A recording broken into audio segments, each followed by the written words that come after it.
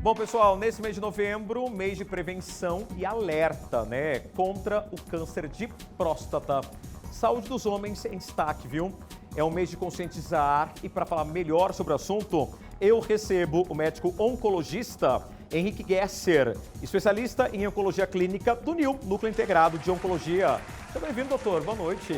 Tudo bem? Tudo. Doutor, eu acho que antes de a gente falar sobre prevenção, eu tenho uma pergunta fundamental. Ainda há preconceito quando se fala em exames de câncer de próstata? Boa noite. Boa noite, Rodrigão. Existe um pouco, mas a gente nota que tem reduzido muito com essas campanhas, com essa conscientização, com a discussão do tema, isso daí tem reduzido bastante. Doutor, e o câncer de próstata, ele só acomete homens ali com os 45, 50 anos? Ou aquele homem lá dos 30, 35, ele pode ter a doença? Embora é extremamente raro, a população que a gente está aqui para falar mais é a partir dos 45, 50 anos, que é onde começa a aumentar bastante a incidência e é o que a gente mais tem que se preocupar. Existe, você está comentando de homens mais jovens, daí casos mais relacionados à família, né? Quando isso tem histórico familiar.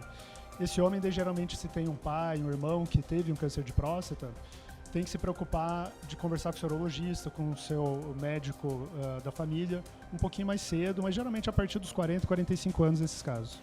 Doutor, o câncer de próstata, ele é uma doença silenciosa ou eu tenho alguns gatilhos no meu dia a dia, quando eu vou no banheiro, quando eu vou urinar, quando eu vou evacuar, que tem algo de errado ali? Assim, os sintomas geralmente são do aumento da próstata, né, e da obstrução que ela causa. Pode causar dor, dificuldade para urinar, sangramento, gotejamento quando vai fazer xixi ou esforço quando vai urinar. Mas isso é da noite para o dia ou vem ao decorrer do tempo? Isso vem geralmente ao decorrer do tempo, né? A ideia de fazer o rastreamento do câncer de próstata é descobrir antes de dar sintoma. Então, de fazer o exame, o toque retal, que são os exames apropriados, é não esperar ter o sintoma e você descobrir antes disso. Quando tem o sintoma, Rodrigo, já não é rastreamento, já é diagnóstico. Você já está com algum problema, entendeu?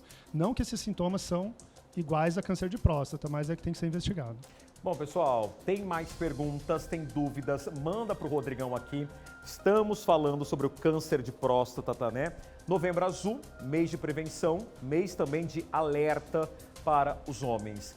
Aquele homem que só trabalha, doutor, não faz atividade física, come mal, ele está ali, né, num alerta para ter a doença? O sedentarismo, obesidade são fatores que têm a sua relação com câncer de próstata, principalmente a obesidade. E o sedentarismo tem uma relação também, principalmente no homem mais idoso.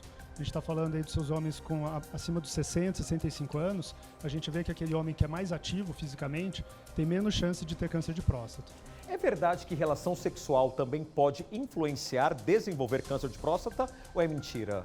Isso daí é um tema assim, um pouco debatido, mas são 2, 3 trabalhos que fizeram, que analisaram a frequência de ejaculações na década, quando os homens tinham 20, 30, 40 anos. E tem uma relação quanto maior quantidade de ejaculação nessa faixa dos 20 anos, menor incidência de câncer de próstata no futuro. Mas isso ainda é uma coisa assim que existe, esses estudos existem, do que comparado com os homens que tinham nessa faixa etária, tinham menos ejaculações. Mas alguns outros trabalhos não mostraram essa relação, então é um pouco controverso, não dá pra gente afirmar com certeza. Olha só que interessante, hein, doutor? Que interessante. Doutor, eu ouvi falar também, né? Aí o senhor pode me desmentir, pelo amor de Deus, para falar se é mito ou verdade. Pessoas negras, elas são mais vulneráveis a contraírem o câncer de próstata? É verdade? O câncer de próstata tem alguns fatores de risco bem estabelecidos. A idade é um fator deles, a história familiar e a raça negra. Homens negros têm que se preocupar um pouco mais, começar a fazer esse exame um pouco mais cedo, porque além deles terem uma prevalência maior, o que é prevalência? A quantidade de casos naquela população. Costumam ser casos mais agressivos também. Então, nessa população específica, tem que ter esse alerta. Doutor, quando a gente fala sobre câncer de mama, né, retira em alguns casos, ou em muitos casos, a mama da mulher. A próstata, a partir do momento que é diagnosticado o câncer ali, né, na região, se tira a próstata também? O tratamento, se for decidido, digamos, né, descobrir um câncer de próstata tem que realizar algum tratamento, se for indicado, pode ser feita a cirurgia, feita a retirada da próstata, e tem outras opções de tratamento, entre elas a radioterapia, e dependendo do caso, Rodrigo, o câncer de próstata pode ser até observado, dependendo da idade, das características do câncer de próstata. Doutor, vamos lá, mais uma pergunta, né? Para quem está chegando no Cidade Alerta, pode mandar sua pergunta no 98407-9827. O exame de PSA substitui o exame de toque? Não substitui. A recomendação da Sociedade Brasileira de Urologia, de Oncologia Clínica, é manter os 2 exames. Tem alguns casos que o homem tem um câncer de próstata, mas o PSA é normal, ao redor de 1 em cada 5 casos. Então, o toque retal é um exame rápido, é discreto, indolor, que é feito no consultório e dá uma informação importante, então a gente ainda não descarta. PSA é o de sangue, é isso? Isso, é um exame de sangue. Então, para eu realizar, vamos supor, eu quero fazer meu exame de próstata amanhã. Eu tenho que fazer um de sangue e o do toque. Digamos que você seja um paciente que é elegível para fazer o rastreamento. Você conversou com o seu médico, discutiu. Daí os exames para fazer o rastreamento geralmente envolvem o PSA, dosagem do PSA total, e o toque retal. Dói, doutor, porque o pessoal, eu sei que tem muito tabu, né? E eu até falo, gente, tem muita gente, graças a Deus, está acabando, né? Graças a Deus está acabando a ignorância, o preconceito, a questão do machismo. Quando a gente fala no exame do toque, é algo rápido, demora alguns minutos? Como que funciona? Não, demora segundos. Segundos? Assim, é uma coisa bem rápida, às vezes pode demorar um pouco mais, mas é coisa de menos de 1 minuto. Gente, uma das perguntas que chegou aqui pra gente também é a questão da virilidade. Se o câncer de próstata diminui a virilidade masculina. Não, de ter o câncer de próstata, o sintoma pode ser alteração pode ser disfunção sexual. Então, às vezes não é nem tanto a virilidade, mas é a relação sexual em si. Então, pode ser um dos sintomas associados, né, por causa do crescimento da próstata na região. Então pode ter a ver com um sintoma que pode acontecer mais tardiamente na maioria dos casos. Doutor, tem mais uma pergunta aqui. Bom, o tratamento do câncer de próstata causa incontinência urinária no paciente? O tratamento pode causar. Os tratamentos que a gente mais vê causarem isso seria a cirurgia ou a radioterapia. Cada um desses tratamentos tem um perfil de efeito colateral. Tanto também disfunção sexual, disfunção de incontinência urinária, mas hoje em dia com novas técnicas de radioterapia, cirurgia, existe a cirurgia por vídeo, a robótica, essa é uma complicação que o urologista discute, né, sempre com o seu paciente, mas são índices baixos.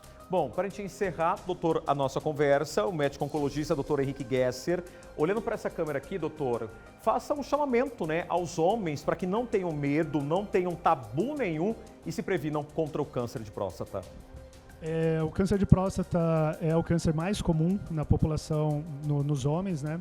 É uma doença que é passível de ser diagnosticada no começo. Quando é diagnosticada no começo, mais de 90% de chance de cura. Então, às vezes nem só os homens, mas o Novembro Azul é importante, por exemplo, se você tem um pai, um irmão, que às vezes é um pouco mais avesso de ir no médico, conversa, discute com ele, porque diagnosticado no começo, é isso que a gente conversa, né? Que mais de 90% de chance de ser curado. E não é a realidade que a gente vê no consultório, né? Que 30% a 40% dos casos chega já com a doença avançada e aí o rastreamento teria o seu papel mais importante. Bom, recado dado, pessoal. Recebi aqui o médico oncologista, Dr. Henrique Gesser, especialista em oncologia da clínica do NIL, né? O Núcleo Integrado de Oncologia. Doutor, prazer em conhecê-lo. Sucesso. Eu vou te confidenciar uma coisa. Eu acho que a gente tem que cortar da própria carne. Eu tô com um desconforto, né? Há alguns dias já na minha região do meu intestino. E aí eu falei assim, gente, será que eu chego até um urologista? Não foi a necessidade de um urologista, né? O meu ainda foi no gastro. E daí eu falei, olha, se eu tivesse que ir no urologista, eu vou ao urologista, porque eu prefiro me curar, eu não gosto de ter dor, do que levar as piadinhas, as brincadeiras, a ignorância do ser humano. Ignorância mata, preconceito mata. E aí, um puxão de orelha a todos os homens, viu? Obrigado, viu, doutor? Prazer em conhecê-lo, tá bom? Sucesso, pode sair por aqui, pessoal.